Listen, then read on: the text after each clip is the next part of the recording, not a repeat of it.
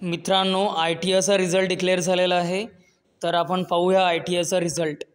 तर बघा, जुलै 2025मध्ये ज्यांनी एक्झाम दिली त्यांचा रिझल्ट डिक्लेअर झालेला आहे.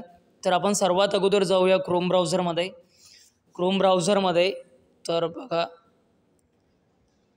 यामध्ये सर्च बॉक्समध्ये आपण टाकूया DGT स्किल इंडिया digital.gov.in.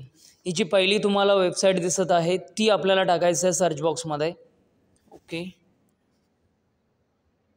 त्यानंतर ही जी पहिली लिंक आली आहे त्याला टच करायचं आहे.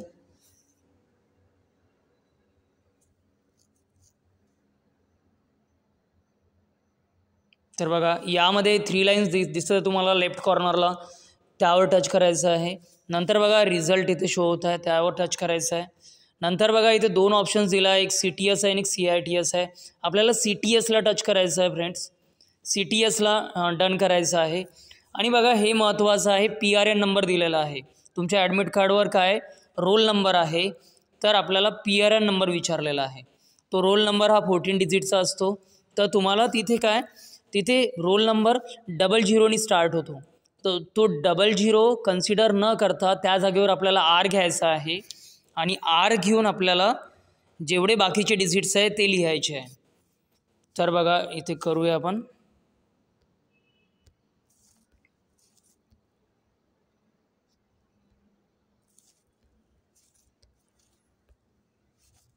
Okay, R.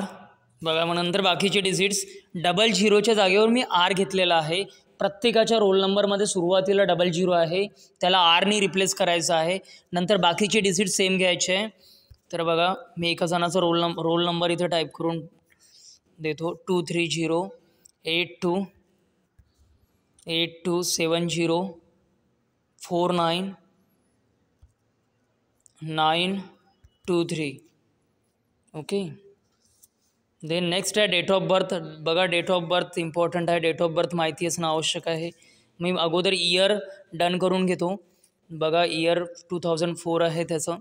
नंतर ऑगस्ट मंथमध्ये 11th आहे. ओके, बघा, इथे सबमिटवर क्लिक करूया, शो होऊन जाईल रिझल्ट. बघा, शो झाला आहे रिझल्ट. यामध्ये 4 सब्जेक्ट्स दिसत आहे: trade practical, employability skill, trade theory, formative assessment. बघा, याला 600 आउट ऑफ 416 मार्क्स आहे.